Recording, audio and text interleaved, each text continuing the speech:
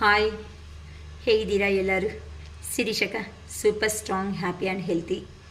ನಮ್ಮ Pashupatinath tarot viewers ಯಾರದ್ದು subscribe ಮಾಡಿಕೊಂಡು ಲೈಕ್ ಮಾಡಿ ಹೇಳಿದ ತಕ್ಷಣವೇ ಹೈಪ್ ಮಾಡಿ ಬಟನ್ನು ಕೆಲವೊಂದು ಪಾಯಿಂಟ್ಸ್ ನಮಗೂ ಕೊಟ್ಟು ನಮ್ಮ ವೀಡಿಯೋಸ್ನ ಮುಂದಕ್ಕೂ ಕಲಿಸ್ತಾ ಇರೋ ಪ್ರತಿಯೊಬ್ಬರಿಗೂ ಧನ್ಯವಾದಗಳಂడి. ಏನಕ್ಕಂತ ಅಂದರೆ ನಿಮ್ಮಲ್ಲಿ ಇರುವಂತಹ ಪೇಯ್ನ್ ಏನಿರುತ್ತೋ ಆ ಪೇಯ್ನ್ ಅನ್ನೋದು ಇನ್ನು ನೆಕ್ಸ್ಟ್ 4 ಜನಕ್ಕೂ ಸಮೇತ ಆಗಬಾರ್ದು.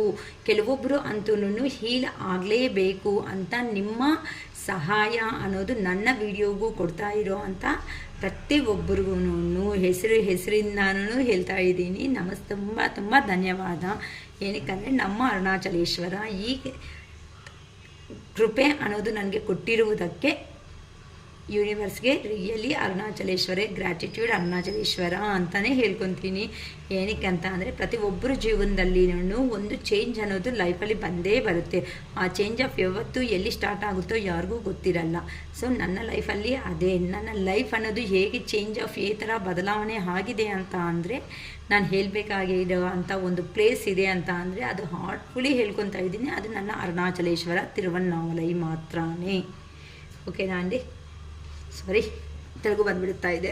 ಓಕೆ, ಆಲ್ರೆಡಿ ಏನಕ್ಕ ಕಾರ್ಡ್ ಶಫಲ್ ಆಗೋಗಿದೆ ಅಂದ್ಕೋಬೇಡಿ. ತೆಲುಗುದಲ್ಲಿ ವಿಡಿಯೋ ಮಾಡಿ ಕನ್ನಡದಲ್ಲಿ ಮಾಡ್ತಾ ಇದ್ದೀನಿ ಅಷ್ಟೇ. ಓಕೆ ಅಂడి, ಈಗ ನಿಮ್ಮ ಪರ್ಸನ್ ದೂರ ಅಂದರೆ ನೀವು ಯಾರನ್ನ ಉದ್ದೇಶ ಪಟ್ಟು ನೋಡ್ತಾ ಇದ್ದೀರೋ ಅಂದರೆ ನಿಮ್ಮ ಪರ್ಸನ್ಸ್ನ ಯಾರನ್ನಂತೂ ಮನಸ್ಸಲ್ಲಿ ಅಂದ್ಕೊಂಡು ನೋಡ್ತಾ ಇದ್ದೀರೋ ಅವರು ಈಗ ಪ್ರೆಸೆಂಟ್ ಸಿಚುವೇಶನ್ನಲ್ಲಿ ಏ ತರಹ ಪರಿಸ್ಥಿತಿಯಲ್ಲಿ ಇದ್ದಾರೆ ಅಂತ ನಮ್ಮ ಟಾಪಿಕ್ ರೀ ಇವತ್ತು. ಓಕೆನಾ? ಸೊ ಕಾಷನ್ ಅಂತ ಕೊಡ್ತಾ ಇದ್ದಾರೆ. ಏನಕ್ಕೆ ಯೂನಿವರ್ಸ್ ಏಂಜಲ್ಸ್ ಎಲ್ಲರೂ ಕಾಷನ್ ಅನ್ನೋದು ಫಸ್ಟೇ ಕೊಡ್ತಾ ಇದ್ದಾರೆ ಅಂತೆ. Find out more information, don't over work your self ಅಂತ ಹೇಳ್ತಿದ್ದಾರೆ. ಅಂದರೆ ನೀವು ಇನ್ನೂ ತಿಳ್ಕೋಬೇಕಾಗಿರುವಂತಹ ಇನ್ಫಾರ್ಮೇಷನ್ ಇನ್ನೂ ಇದೆ. ನೀನು ಒಂದೇ ಈ ರಿಲೇಷನ್ಶಿಪ್ಗೋಸ್ಕರ ಕೆಲಸ ಮಾಡ್ತಾ ಮುಂದಕ್ಕೆ ಅನ್ನೋದು ಹೋಗ್ತಾ ಇರಬೇಡ. ನಿಮ್ಮ ಪಾರ್ಟ್ನರ್ಗೂ ಸಮೇತ ನೀವಂತೆ ಒಂದು ಸ್ವಲ್ಪ ಸಮಯ ಅನ್ನೋದನ್ನು ಕೊಡಿ, ಸ್ವಲ್ಪ ಟೈಮ್ ಅನ್ನೋದನ್ನು ಕೊಡಿ. ನೀವು ಇನ್ನೂ ನಿಮ್ಮ ಪರ್ಸನ್ ಬಗ್ಗೆ ಅರ್ಥ ಮಾಡ್ಕೋಬೇಕಾಗಿರುವಂತಹ ಸಿಚುವೇಶನ್ಸ್ ಅನ್ನೋದು ಇದೆ. ಅಂದರೆ ಇನ್ನು ನಿಮ್ಮ ಪರ್ಸನ್ನು ನಿಮ್ಮ ಹತ್ರ ಕ್ಲಾರಿಟಿ ಆಗಿ ಅವರ ಜೀವನದ ಬಗ್ಗೆ ನಿಮ್ಮ ಹತ್ರ ಡಿಸ್ಕಸ್ ಮಾಡಿಲ್ಲ ಅಂತ ಇಲ್ಲಿ ಕ್ಲಿಯರ್ ಕಟ್ಟಾಗಿ ಗೊತ್ತಾಗ್ಬಿಡ್ತಾ ಇದೆ. ಅಂದರೆ ಆ ಪರ್ಸನ್ ಹೇಳಬೇಕಾಗಿರುವಂಥ ಮಾತುಗಳು ಜಾಸ್ತಿ ಇದೆ ಅಥವಾ ನೀವು ತಿಳ್ಕೋಬೇಕಾಗಿರುವಂತಹ ಇನ್ಫಾರ್ಮೇಷನ್ನು ಇನ್ನೂ ಜಾಸ್ತಿ ಇದೆ. ಅಂದರೆ ಈಗ ಲಾಂಗ್ ಡಿಸ್ಟೆನ್ಸು ದೂರಕ್ಕೆ ಹೋಗಿರೋ ಅಂತ ನಿಮ್ಮ ಪರ್ಸನ್ನು ನಿನ್ನಕ್ಕೋಸ್ಕರನೇ ಬಂದಿದ್ದೀನಿ ಅಂತ ಅಂದಿದ ತಕ್ಷಣವೇ ಪ್ರೀವಿಯಸ್ಸಲ್ಲಿ ಥರ ಅಂತ ಅಂದರೆ ಪ್ರತಿಯೊಂದು ಸಾತಿ ನೀವೇ ತಿನ್ಕೊತ ಅರೇ ನನ್ನ ಪರ್ಸನ್ ಬಂದೆ ಅಂತ ಸಂತೋಷವಾಗಿ ಮುಂದಕ್ಕೆ ಹೋಗಬೇಡಿ. ಏನಕ್ಕಂದರೆ ಆ ಪರ್ಸನ್ನು ಪಾಸ್ಟಲ್ಲಿ ಆ ಪರ್ಸನ್ ಸ್ವಾರ್ಥ ಅನ್ನೋದನ್ನ ನೋಡಿಕೊಂಡು ನಿಮ್ಮ ಹತ್ರದಿಂದ ಮೂವ್ ಆನ್ ಆಗಿಬಿಟ್ಟು ಹೋಗಿರೋ ಅಂಥ ಪರ್ಸನ್ನು ಈಗ ಒಂದು ಕಡೆ ಹೋಗಿದಾಗ ಅಲ್ಲಿ ಸಂತೋಷವಾಗಿರೋ ಜೀವನ ಇದೆ ಅಂತ ಅಂದರೆ ಇನ್ನೊಂದು ಕಡೆಗೆ ಬರೋದಕ್ಕೆ ಯಾವ ಪರ್ಸನ್ ಆದರೂ ರೆಡಿ ಆಗ್ತಾರಾ? ಒಂದು ಪಾಯಿಂಟ್ ಯೋಚನೆ ಮಾಡಿ, ಯಾರೂ ರೆಡಿ ಆಗಲ್ಲ.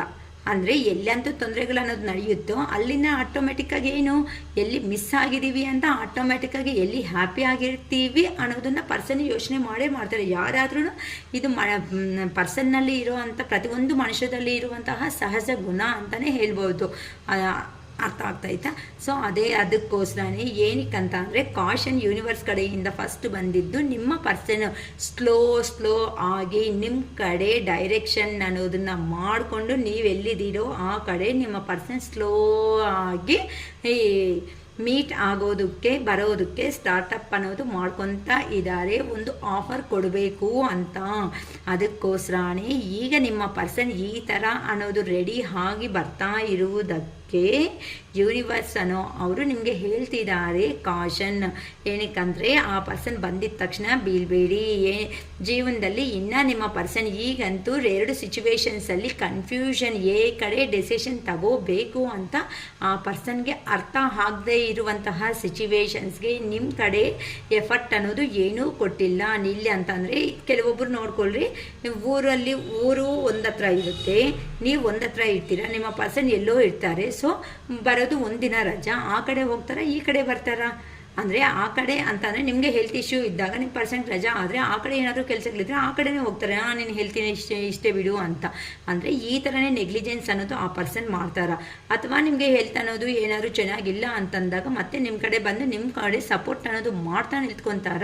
ಇಂಥ ವಿಷಯಗಳ ಕಡೆ ಅಂತೆ ನೀವಂತೆ ಗಮನ ಕೊಡಿ. ಅದು ಬಿಟ್ಟು ಒಂದೇ ಸಾರಿ ಆ ಪರ್ಸನ್ ಕಮಿಟೆಡ್ ರಿಲೇಷನ್ಶಿಪ್ಪಲ್ಲಿ ಇದ್ದಾರೆ ಅಂತ ಅಂದರೆ ನಿಮ್ಮ ರಿಲೇಷನ್ಶಿಪ್ ಅನ್ನೋದಕ್ಕೂ ಬೆಲೆ ಬೇಕು ಅಂತ ಅಂದರೆ ಸ್ವಲ್ಪ ದಿನ ವೆಯ್ಟ್ ಮಾಡೋದೇ ಬೆಟರ್. ಏನಕ್ಕಂತ ಅಂದರೆ ಪ್ರತಿದಿನ ಆ ಪರ್ಸನ್ ಬಂದಿದ್ದಾರೆ ಅಂತ ಸತ್ತು ಬದುಕೋದಕ್ಕಿಂತನೂ ನೀವು ಒಂದು ಕ್ಲಾರಿಟಿ ಅನ್ನೋದನ್ನ ತಗೊಂಡು ಜೀವನದಲ್ಲಿ ಮುಂದೆ ಹೋಗೋದಕ್ಕೆ ಇನ್ನೂ ಬೆಟರ್ ಅಲ್ವಾ ಅಂತ ಹೇಳ್ತಿದ್ದಾರೆ. ಯೂನಿವರ್ಸ್ ಕಡೆಯಿಂದ ಒಳ್ಳೆ ಸಮಾಧಾನ ಸಿಗ್ತಾ ಇದೆ. ಯಾರಿಗೆ ರೆಸಿಗ್ನೇಟ್ ಆಗುತ್ತೋ ಗೊತ್ತಿಲ್ಲ. ಏನಕ್ಕಂದರೆ ಆ ಪರ್ಸನ್ಗೆ ನೀವು ಬಿಟ್ಟು ಸಹಾಯ ಮಾಡೋದು ಖಂಡಿತ ಯಾರೂ ಇಲ್ಲ ಅವ್ರ ಜೀವನದಲ್ಲಿ. ಅವರು ಇದು ಬೇಕು ಅಂತ ಬಾಯಿಂದ ಹೇಳಿದ ತಕ್ಷಣವೇ ನೀವು ಸಹಾಯ ಅನ್ನೋದು ಮಾಡ್ಕೊತ ನಿಮ್ಮ ಪರ್ಸನ್ಗೋಸ್ಕರ ಬಂದಿದ್ದೀರಾ ಒಂದು ಸ್ಟೆಪ್ ಅನ್ನೋದು ತಗೊಂಡು. ಆದರೆ ಆ ಪರ್ಸನ್ ಮಾಡಿದ್ದು ಏನು, ಮನಿ ಪರ್ಪಸ್ಸು, ಮನಿ ಅಂತ ಅಂದರೆ ಫೈನಾನ್ಷಿಯಲ್ ಆಪರ್ಚುನಿಟೀಸ್ ಅನ್ನೋದು ಬೆಟರ್ ಆಗಿ ಇಲ್ಲಿಗಿಂತ ಬೇರೆ ಕಡೆ ಬಂದಿದೆ ಅಂತ ಅದೇ ಥರ ಹೋಗ್ಬಿಡ್ತಾರೆ. ನೀವು ಆ ಪರ್ಸನ್ ಜೀವನದಲ್ಲಿ ಹೋದಾಗ ಇನ್ನೊಂದು ಪರ್ಸನ್ ಕಡೆ ಜಾಸ್ತಿ ಕಾಸು ಅನ್ನೋದು ಇದೆ ಅಂತ ಅಂದರೆ ಆ ಕಡೆ ಹೋದರೆ ಮತ್ತೆ ನೀವೇನಾಗ್ತೀರಾ? ಅದಕ್ಕೋಸ್ಕರನೇ ಈಗ ನೀವು ಒಂದು ಹ್ಯಾಪಿ ಆಗಿರುವಂತಹ ಇಂಡಿಪೆಂಡೆಂಟ್ ಲೈಫ್ ಅನ್ನೋದನ್ನು ಧೈರ್ಯವಾಗಿ ಮುಂದಕ್ಕೆ ಅನ್ನೋದು ತಗೊಂಡು ಹೋಗ್ತಾ ಇದ್ದೀರಾ. ಏನು ಅಂದರೆ ಒಳಗಡೆ ಬಾಧೆ ಇದ್ರೂ ಸಮೇತ ಆಚೆಗೆ ಏನು ಪ್ರಿಟೆಂಡ್ ಅನ್ನೋದು ಮಾಡ್ದೇನೆ ಅಂತ ಕೆಲವೊಬ್ಬರಂತೂ ಸ್ಪಿರಿಚುವಲ್ ಪಾತ್ಗೆ ಹೋಗ್ಬಿಟ್ಟಿದ್ದಾರೆ. ಏನು ಆ ಪರ್ಸನ್ ಆದರೆ ಬಂದರೆ ಬರಲಿ, ಹೋದರೆ ಹೋಗಲಿ, ನನ್ನ ಲೈಫ್ನ ನಾನಂತೂ ಲಾಸ್ ಮಾಡ್ಕೊಳೋದಕ್ಕೆ ಇನ್ನು ರೆಡಿ ಆಗಿ ಇಲ್ಲ ಅಂತ ನೀವಂತೂ ತುಂಬ ರೆಡಿ ಆಗಿರೋದಕ್ಕೆ ಈ ಥರ ಯೂನಿವರ್ಸ್ ನಿಮ್ಮ ಕಡೆಗೆ ನಿಮ್ಮ ಪರ್ಸನ್ ಅನ್ನೋವನ್ನು ಕಲಿಸ್ತಿದ್ದಾರೆ. ನೀವು ಯಾವಾಗಂತೂ ಹೀಲ್ ಅನ್ನೋದು ಹಾಕ್ತೀರೋ ನೋಡಿ, challenges make A decision work on your inner healings ಅಂತೆ. ನೀವಂತೆ ಇನ್ನರ್ ಹೀಲಿಂಗ್ ಅನ್ನೋದನ್ನ ಮಾಡ್ಕೊಳ್ರಿ. ಯಾವಾಗಂತೂ ಇನ್ನರ್ ಹೀಲಿಂಗ್ ಅನ್ನೋದು ಮಾಡ್ಕೊತೀರೋ ಅಂತ ಅಂದರೆ ನಿಮ್ಮಕ್ಕೋಸ್ಕರ ನೀವೇ ಸ್ಟೆಪ್ ತಗೊಂಡು ಆ ಪರ್ಸನ್ ಆ ವ್ಯಕ್ತಿದು ಪ್ರಾಬ್ಲಮ್ ಬಿಟ್ಟು ಎಲ್ಲ ಪ್ರಾಬ್ಲಮ್ಸು ನೀಟಾಗಿ ಕಂಪ್ಲೀಟ್ ಮಾಡ್ತೀರಾ. ಆದರೆ ನಿಮ್ಮ ಇಷ್ಟ ಆಗಿರೋ ಪರ್ಸನ್ ಮುಂದಕ್ಕೆ ಬರೋ ಅಷ್ಟೊತ್ತಿಗೆ ಮತ್ತೆ ಎಮೋಷನ್ಸ್ ಆಗ್ತಾ ಇದ್ದೀರಾ. ಈ ಥರ ಎಮೋಷನ್ಸಲ್ಲಿ ಆಗಿದ್ದೀರಾ ಅಂತಂದರೆ ಯೂನಿವರ್ಸ್ ಕಡೆಯಿಂದ ನೆಕ್ಸ್ಟ್ ಹೆಲ್ಪ್ ಅನ್ನೋದು ಬರಲ್ಲ.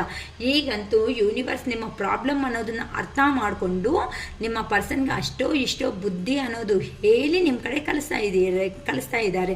ಈಗ ನೀವು ಅದನ್ನು ಕೈಯಲ್ಲಿ ಇಟ್ಕೊತೀರಾ ಅಥವಾ ಬೇಡ ಅಂದ್ಕೊಂಡು ಕಂಪ್ಲೀಟಾಗಿ ಎಂಡ್ ಮಾಡ್ಕೊತೀರೋ? ಏನಕ್ಕಂದರೆ ಆ ಪರ್ಸನ್ ಅಹಂಕಾರದಿಂದ ಪ್ರೀವಿಯಸ್ಸಲ್ಲಿ ನಿಮ್ಮ ಹತ್ರ ಜೀವನ ಅನ್ನೋದು ಚೆನ್ನಾಗಿರಲ್ಲ, ಸಂತೋಷವಾಗಿ ಇರಲ್ಲ ಅಂತ ಆ ಪರ್ಸನ್ ಹೋಗ್ಬಿಟ್ಟಿರೋ ಅವರು. ಅದಕ್ಕೋಸ್ಕರನೇ ನೀವು ಮದರ್ಲಿ ನೇಚರ್ ಕೊಟ್ಟಿರೋ ಅಂತ ಲವ್ ಆ್ಯಂಡ್ ಅಫೆಕ್ಷನೇಟ್ ಅನ್ನೋದು ನಿಮ್ಮಲ್ಲಿದೆ. ನಿಮ್ಮ ಪರ್ಸನ್ನು ಎಷ್ಟೇ ದೊಡ್ಡವರು ಆದ್ರೂ ಇಲ್ಲ ಅಥವಾ ಚಿಕ್ಕವರು ಆದರೂ ಸಮೇತ ತಾಯಿ ಮಗುಗೆ ಎಂತಹ ಪ್ರೀತಿ ಕೊಡುತ್ತೋ ಆ ಥರ ಪ್ರೀತಿ ನಿಮ್ಮ ಪರ್ಸನ್ ಮೇಲೆ ನೀವೂ ಕೊಡೋದು ನಡೆದಿದೆ. ಅದಕ್ಕೋಸ್ಕರನೇ ಇಂಥ ಪರ್ಸನ್ನು ಪದೇ ಪದೇ ಮತ್ತೆ ಮತ್ತೆ ನೋವು ಅನ್ನೋದನ್ನ ತಿನ್ನೋದಕ್ಕೆ ಯೂನಿವರ್ಸ್ ಅನ್ನೋ ಅವರು ರೆಡಿ ಆಗಿ ಇಲ್ಲ. ಈಗ ನೀವು ಸಮೇತ ನಿಮ್ಮ ಪರ್ಸನ್ ಯಾವ ಥರ ಪ್ರಿಟೆಂಡ್ ಮಾಡೋದು ಕಲ್ತ್ಕೊಂಡಿದ್ದಾರೋ ಅದೇ ಥರನೇ ನಿಮ್ಮಲ್ಲಿ ಎಮೋಷನ್ಸ್ ಇದ್ರೂ ಸಮೇತ ನೀವು ಒಂಥರ ಪ್ರಾಕ್ಟಿಕಲ್ ಆಗಿ ಚೇಂಜ್ ಆಗಿಬಿಟ್ಟು ನೀವೇನು ಅಂತ ಪ್ರೂಫ್ ಮಾಡ್ಕೊತ ನಿಮ್ಮ ಪರ್ಸನ್ ಕಡೆ ನೀವನ್ನೋದು ನಿಮ್ಮ ಪರ್ಸನ್ಗೋಸ್ಕರ ನೀವು ಅದೇ ವೇಟಿಂಗಲ್ಲಿ ಇದ್ದೀರಾ. ಅಂದರೆ ಆ ಪರ್ಸನ್ ಬಂದರೆ ಈ ಸಾರಿ ಕ್ಲಾರಿಟಿಯಾಗಿ ಕುತ್ಕೊಂಡು ಮಾತಾಡ್ಕೊಂತು ನಮ್ಮ ರಿಲೇಷನ್ ಅನ್ನೋದು ನೆಕ್ಸ್ಟ್ ಲೆವೆಲ್ ಅನ್ನೋದು ತಗೊಂಡು ಹೋಗಬೇಕು ಅಂತ ಕೆಲವೊಬ್ಬರು ಅನ್ಕೊತಾ ಇದ್ದಾರೆ. ಕೆಲವೊಬ್ಬರು ಮತ್ತೆ ಅಂತ ಅಂದರೆ ನೀವು ಪ್ರಾಕ್ಟಿಕಲ್ ಆಗಿ ಬಂದಿರೋದಕ್ಕೆ ನಿಮ್ಮ ಪರ್ಸನ್ನು ನಿಮ್ಮನ್ನು ಅರ್ಥ ಮಾಡ್ಕೊಂಡಿರೋದಕ್ಕೆ ನಿಮಗೆ ಅದನ್ನ ನಿಯರ್ ಬೈ ಅಂತ ಅಂದರೆ ಅರೌಂಡ್ 4 ತಿಂಗಳು ಅಂತ ತೋರಿಸ್ತಾ ಇದೆ. 4 ಮಂತ್ಸಲ್ಲಿ ಮದುವೆ ಆಗೋ ಚಾನ್ಸಸ್ ಅನ್ನೋದನ್ನು ಇಲ್ಲಿ ಇದೆ ಅಂತ ಹೇಳ್ಬೋದು. ಓಕೆನಾ? ಸೊ ಇದು ನೀವು ಯಾವಾಗಂತೂ ಹೀಲ್ ಆಗ್ತೀರೋ ಆಗಲೇ ನಿಮ್ಮ ಪರ್ಸನ್ ಬಗ್ಗೆ ನೀವು ತಿಳ್ಕೊಳೋದಕ್ಕೆ ಸಾಧ್ಯ ಆಗುತ್ತೆ. ಇಲ್ಲ ಅಂತ ಅಂದರೆ ಮತ್ತೆ ಅದು ಸೈಕಲ್ ಅನ್ನೋದು ರೊಟೇಟ್ ಅನ್ನೋದು ಆಗ್ತಾನೆ ಇರುತ್ತೆ. ಆ ಪರ್ಸನ್ ಬರೋದು ಹೋಗೋದು, ನೀವು ತಿನ್ನೋದು, ಮತ್ತೆ ಬರೋವರೆಗೂ ಕಣ್ಣಲ್ಲಿ ನೀರು ಹಾಕ್ಕೊಂತ ವೆಯ್ಟ್ ಮಾಡೋದು. ಇಂಥವೆಲ್ಲ ನಡೆಯೋದಕ್ಕಿಂತ ನಿಮ್ಗೋಸ್ಕರ ನೀವಂತೆ ಒಂದು ಸ್ಟ್ಯಾಂಡ್ ಮಾಡ್ಕೊಂಡು ನಿಲ್ತ್ಕೊಳ್ಳಿ ಅಂತ ಯೂನಿವರ್ಸ್ ಕಡೆ ಗೈಡೆನ್ಸ್ ಅಮ್ಮ. ಕೆಲವೊಬ್ಬರಂತೂ ಇಂಥ ಮಾತುಗಳನ್ನ ನಂಬಿ ಈ ಪರ್ಸನ್ ಮಾತುಗಳನ್ನ ಪ್ರೆಗ್ನೆನ್ಸಿ ಅನ್ನೋದನ್ನು ಆಗಿದ್ದಾರೆ ಅಂತ ಹೇಳ್ಬೋದು. ಏನಕ್ಕೆ ಅಂದರೆ ಆ ಪರ್ಸನ್ ಪ್ರಿಟೆಂಡ್ ಮಾಡಿರುವಂಥ ವಿಧಾನ ಏನಿರುತ್ತೋ ಒಳ್ಳೆ ಎಂಪರರ್ ಥರ ನಾನು ನಿಂಗಿದ್ದೀನಿ, ನೀನೇ ನನ್ನ ಜೀವನ, ನೀನೇ ನನ್ನ ಪ್ರಾಣ, ನೀನಿಲ್ಲ ಅಂತ ಅಂದರೆ ನನಗೆ ಬದುಕೋದಕ್ಕೂ ಸಾಧ್ಯ ಆಗಲ್ಲ ಅಂತ ನಿಮ್ಮ ಮುಂದೆ ಪ್ರಿಟೆಂಡ್ ಮಾಡಿರೋ ಅಂಥ ವ್ಯಕ್ತಿ ಯಾರಿದ್ದಾರೋ ಅವ್ರನ್ನ ಬ್ಲೈಂಡಾಗಿ ನೀವು ನಂಬಿರೋ ಕಾರಣಗಳಿಂದ ನಿಮ್ಮ ಸರ್ವಸ್ವ ಟೋಟಲಾಗಿ ನಿಮ್ಮ ಪರ್ಸನ್ಗೆ ಎನರ್ಜೀಸ್ ಕೊಡೋದನ್ನು ಕೊಟ್ಬಿಟ್ಟಿದ್ದೀರಾ. ಅದರಿಂದ ಆ ಪರ್ಸನ್ ಏನು ಮಾಡ್ದ, ಒಂಥರ ಚೀಟ್ ಮಾಡ್ದ, ನೀವು ಬೇಡ ಅಂದ್ಕೊಂಡು ದೂರಕ್ಕೆ ಹೋಗ್ಬಿಟ್ಟಿದ್ರು. ಈಗಂತೂ ಆ ಪರ್ಸನ್ಗೆ ನೀವೇ ಒಂಥರ ಪ್ರಪಂಚ ಅನ್ನೋ ರೇಂಜಲ್ಲಿ ನಿಮ್ಮ ಹತ್ರಕ್ಕೆ ಬರಬೇಕು ಅನ್ನೋ ಒಂದು ಥರ ಬಂದು ಒಂದು ಥರ ಜಸ್ಟಿಸ್ ಅನ್ನೋದನ್ನು ಮಾಡಬೇಕು ಅನ್ಕೊತಾ ಇದ್ದಾರೆ. ಏನಕ್ಕಂದರೆ ಎಲ್ಲಿ ಹೋಗಿದ್ದಾರೋ ಆ ಪರ್ಸನ್ಗೆ ಕ್ಲಾರಿಟಿ ಬಂದಿದೆ, ಆಗಿರೋ ಅಂತ ಆ ಪರ್ಸನ್ ಜೀವನದಲ್ಲಿ ನಡೆದಿರೋ ಇನ್ಸಿಡೆಂಟ್ಸ್ ಅನ್ನೋದೇ ಈಗ ಈ ಪರ್ಸನ್ನ ಬದಲಾವಣೆ ಅನ್ನೋದು ಮಾಡಿದೆ ಅಂತ ಹೇಳ್ಬೋದು. ಅದಕ್ಕೋಸ್ಕರನೇ ನೀವು ನೋಡಿದ್ರೆ ಒಳ್ಳೆ ಸಂತೋಷವಾಗಿ ನಿಮ್ದಾಗಿರುವಂತಹ ಜೀವನದಲ್ಲಿ ಸಂತೋಷವಾಗಿ ಮುಂದಕ್ಕೆ ಅನ್ನೋದು ಹೋಗ್ತಾ ಇದ್ದಾರೆ.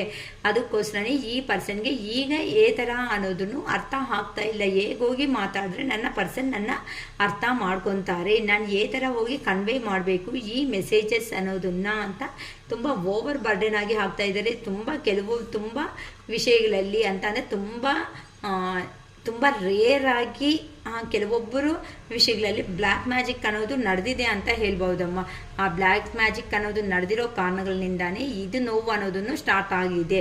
ಅಂದರೆ ಆ ಪರ್ಸನ್ನು ಇನ್ನೊಂದು ಕಡೆಗೆ ಡೈವರ್ಟ್ ಅನ್ನೋದು ಆಗಿದ್ದಾರೆ, ಅಥವಾ ನಿಮ್ಮ ಪರ್ಸನ್ನಲ್ಲಿ ಇಲ್ಲಿ ನೀವು ರಿಚ್ಚು ಪೂರು ಈ ಥರ ಏನಾದರೂ ಡಿಫ್ರೆನ್ಷಿಯೇಟ್ ಇರೋ ಕಾರಣದಿಂದ ಜೀವನದಲ್ಲಿ ಜಗಳ ಅನ್ನೋದು ಆಗುತ್ತೆ ಅಂತ ಆ ಪರ್ಸನ್ಗೆ ಗೊತ್ತಾಗಿ ಆ ಪರ್ಸನ್ನೇ ದೂರ ಇರೋದೂ ಒಂದು ಕಾರಣ ಕಾಣಿಸ್ತಾ ಇದೆ. ಇನ್ನೊಂದು ಕಡೆ ಫ್ಯಾಮಿಲಿದಲ್ಲಿ ಒಪ್ಪಿಲ್ಲ, ಅಥವಾ ಕೆರಿಯರ್ ಕಡೆ ಹೋದರೆ ಕೆರಿಯರಲ್ಲಿ ಅಲ್ಲಿ ಬ್ಯುಸಿ ವರ್ಕಿಂದನೂ ನಿಮ್ಮ ಕಡೆ ಬರೋದಕ್ಕೂ ನಿಮ್ಮ ಪರ್ಸನ್ಗೆ ಸಾಧ್ಯ ಅನ್ನೋದು ಆಗ್ತಾ ಇಲ್ಲ ಅಂತ ಗೊತ್ತಾಗ್ತಾ ಇದೆ. ಸೊ ಈ ಕಾರಣಗಳಿಂದ ನಿಮ್ಮ ಪರ್ಸನ್ನು ನೀವು ನೋಡಿದ್ರೆ ಒಳ್ಳೆ ಹಾಗೆ ಆ ಪರ್ಸನ್ನ ಮಿಸ್ಅಂಡರ್ಸ್ಟ್ಯಾಂಡ್ ಮಾಡ್ಕೋಬಿಟ್ಟು ನಿಮ್ದಾಗಿರುವಂತಹ ಲೈಫ್ ಸ್ಟೈಲು ನೀವು ಏನು ಅಂತ ಪ್ರೂವ್ ಮಾಡ್ಕೊತ ಜೀವನದಲ್ಲಿ ಮುಂದಕ್ಕೆ ಹೋಗ್ತಾ ಇರೋ ಕಾರಣಗಳಿಂದ ನಿಮ್ಮ ಪರ್ಸನ್ ಅನ್ನೋದು ಸ್ಟಕ್ ಆಗಿಬಿಟ್ಟಿದ್ದಾನೆ. ಅದಕ್ಕೆ ಈಗಂತೂ ತುಂಬ ಪೊಸೆಸಿವ್ನೆಸ್ ಅನ್ನೋದು ನಿಮ್ಮ ಪರ್ಸನ್ನಲ್ಲಿ ತುಂಬ ಜಾಸ್ತಿ ಇದೆ ಅಂತ ಹೇಳ್ಬೋದು. ಕೆಲವೊಬ್ಬರಂತೂ ಮನೆ ಶಿಫ್ಟಿಂಗ್ ಮಾಡ್ಕೊತಾ ಇದ್ದಾರೆ, ಕೆಲವೊಬ್ಬರಂತೂ ಪ್ಲೇಸ್ ಟು ಪ್ಲೇಸ್ ಶಿಫ್ಟಿಂಗ್ ಆಗ್ತಾ ಇದೆ. ನೆಕ್ಸ್ಟ್ ಕೆಲವೊಬ್ರು ಸಿಟೀಸ್ನೇ ಶಿಫ್ಟ್ ಮಾಡ್ಕೊತಾ ಇದ್ದೀರಾ. ಕೆಲವೊಬ್ರು ಲೈಫ್ ಪಾರ್ಟ್ನರ್ ಹತ್ರ ಇವ್ರ ಹತ್ರ ಜೀವನ ಅನ್ನೋದಿದ್ರೆ ಇನ್ನು ಚೆನ್ನಾಗಿರೋ ಚಾನ್ಸಸ್ ಅನ್ನೋದು ಇರಲ್ಲ ಅಂತ ಕೆಲವೊಬ್ಬರಂತೂ ಅರ್ಥ ಮಾಡಿಕೊಂಡು ಅವ್ರು ನಿಮ್ಮ ಪರ್ಸನ್ ಜೀವನಗಳಿಂದ ನೀವು ಅನ್ನೋದೇ ಹೋಗ್ಬಿಡ್ತಾ ಇದ್ದೀರಾ ಅಂತ ಹೇಳ್ಬೋದು. ಏನಕ್ಕಂತ ಅಂದರೆ ಪ್ರತಿಯೊಂದಕ್ಕೂ ಕ್ವಶನು, ನಮ್ಮ ಪೇರೆಂಟ್ಸ್ ಜಾಸ್ತಿ, ನಮ್ಮ ಅಮ್ಮ ಅವ್ರು ಜಾಸ್ತಿ, ನನಗಿರೋ ಅವರೇ ಜಾಸ್ತಿ ಅಂತ ಪ್ರತಿಯೊಂದು ಸಾತಿ ಹೇಳ್ತಾ ಇದ್ದರೆ ಯಾರಿಗಾದ್ರೂ ಇಷ್ಟ ಆಗಲ್ಲ. ಆದರೆ ಆ ಪರ್ಸನ್ ಮಾತುಗಳು ಸಮೇತ ಅದೇ ರೀತಿಯಲ್ಲಿ ನಿಮ್ಮ ಹತ್ರ ನಡ್ಕೊತಾ ಇರೋದಕ್ಕೆ ಅದನ್ನು ಇನ್ನು ಡೈಜೆಷನ್ ಮಾಡ್ಕೊಳೋದಕ್ಕೆ ಆಗದೇನೆ, ಸರಿ ನಿನಗೆ ಅವರೇ ಗ್ರೇಟ್ ತಾನೇ, ಅವ್ರ ಕಡೆನೇ ಹೋಗ್ಬಿಡು, ಸುಮ್ಮನೆ ನನ್ನ ಏನಕ್ಕೆ ತಲೆ ತಿಂತೀಯಾ ಅಂತ ನೀವೇ ರಿಲೇಷನ್ಶಿಪ್ ಅನ್ನೋದು ಕೆಲವೊಬ್ಬರು ಎಂಡ್ ಮಾಡ್ಕೊಳೋ ರೇಂಜ್ಗೆ ಹೋಗ್ತಾ ಇದ್ದಾರೆ. ಏನಕ್ಕಂತ ಅಂದರೆ ಇಷ್ಟವರೆಗೂ ಏನು ಸಂತೋಷ ಅನ್ನೋದೇ ಕೊಟ್ಟಿಲ್ಲ. ಈಗ ಸಂತೋಷ ಅನ್ನೋದು ಕಮಿಟೆಡ್ ರಿಲೇಷನ್ಶಿಪ್ಗೆ ಬಂದಮೇಲೆ ಇದೇ ಥರನೇ ಮಾಡಿದ್ರೆ ಮತ್ತೆ ನನ್ನಲ್ಲಿ ತಡೆಯೋ ಅಷ್ಟು ಕೆಪಾಸಿಟಿ ನನಗೆ ಇಲ್ಲ. ಏನಕ್ಕಂತ ಅಂದರೆ ನಿಮ್ಮ ಪರ್ಸನ್ ಈಗಂತೂ ತುಂಬ ಲೋ ಎನರ್ಜಿಯಲ್ಲಿ ಇರುವಂತಹ ಕಾರಣಗಳಿಂದ ಈಗಂತೂ ಸ್ವಲ್ಪ ಸ್ಟ್ರೆಂತ್, ಧೈರ್ಯ ಅನ್ನೋದನ್ನ ತುಂಬಿಸ್ಕೊತಾ ಹೋಗಿ ಈ ರಿಲೇಷನ್ಶಿಪ್ ಬಗ್ಗೆ ಗೈಡೆನ್ಸ್ ಅನ್ನೋದನ್ನ ತಗೊತಾ ಇದ್ದಾರೆ. ಏನಕ್ಕೆ ನನ್ನ ಜೀವನದಲ್ಲಿ ಸ್ಟಕ್ ಆಗಿಬಿಟ್ಟಿದ್ದೀನಿ, ಲೋ ಎನರ್ಜಿಗೆ ಹೋಗ್ಬಿಡ್ತಾ ಇದ್ದೀನಿ, ನಾನು ಏನು ಮಾಡಬೇಕು ಅಂತ ಸಜೆಷನ್ಸ್ ತಗೊಳೋದ್ರಿಂದ ಅವರು ಈ ಥರ ಆಗಿರೋದನ್ನ ಎಲ್ಲ ಹೋಗಿ ಒಂದು ಕ್ಷಮೆ ಅನ್ನೋದನ್ನ ಕೇಳ್ಕೊ. ಇಲ್ಲ ಅಂತ ಅಂದರೆ ಆ ಕ್ಷಮೆ ಕೇಳಿಲ್ಲ ಅಂತ ಅಂದರೆ ಮತ್ತೆ ನಿನ್ನ ಲೈಫ್ ಅನ್ನೋದು ಫುಲ್ಲಾಗಿ ಅಂಧಕಾರ ಅನ್ನೋದು ಬ್ಲೈಂಡ್ ಆಗಿ ಕಾಣಿಸ್ಬಿಡುತ್ತೆ ಅಂತ ಅವ್ರಿಗೆ ಯೂನಿವರ್ಸ್ ಕಡೆಯಿಂದನೂ ಹೇಳಿಸ್ತಾ ಇದ್ರೂ ಸಮೇತ ನಿಮ್ಮ ಪರ್ಸನ್ಸ್ ಅನ್ನೋ ಅವರು ಏನಾಗುತ್ತೆ ಅನ್ನೋ ಒಂದು ರೇಂಜಲ್ಲೇ ಕೂತಿದ್ದಾರೆ ಕೆಲವೊಬ್ಬರಂತೂ. ಅದಕ್ಕೋಸ್ಕರನೇ it's not the right time. ನೀವೇ ಹೋಗಿ ಪ್ರತಿಯೊಂದು ಸಾತಿ ಆ ಪರ್ಸನ್ನ ಯಾವಾಗೂ ಬೂಸ್ಟಪ್ ಅನ್ನೋದನ್ನ ಮಾಡಬೇಡಿ. ಈಗಂತೂ ನೀವು ಮಾಡಬೇಕಾಗಿರೋ ಸಮಯ ಅನ್ನೋದು ಅಲ್ಲ.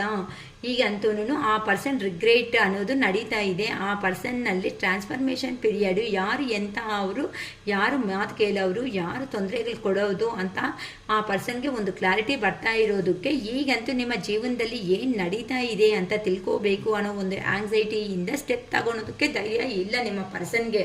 ಅದಕ್ಕೋಸ್ಕರನೇ ಸ್ಲೋ ಆಗಿ ನಿಮ್ಮ ಪರ್ಸನ್ ಅನ್ನೋರು ನಿಮ್ಮ ಜೀವನದಲ್ಲಿ ಏನು ನಡೀತಾ ಇದೆ ಅಂತ ಅರ್ಥ ಮಾಡಿಕೊಂಡು ಯಾರೂ ಇಲ್ಲ ಅಂತ ನೀವಾದರೆ ಪಾಸಿಟಿವ್ ಆರಾ, ನಿಮ್ಮ ಪಾಸಿಟಿವ್ ಆರಾ ಅನ್ನೋದು ನಿಮ್ಮ ಪರ್ಸನ್ನ ನಿಮ್ಮ ಕಡೆಗೆ ಅಟ್ರಾಕ್ಟ್ ಅನ್ನೋದು ಮಾಡ್ತಾ ನಿಲ್ಲಿಸಿದೆ.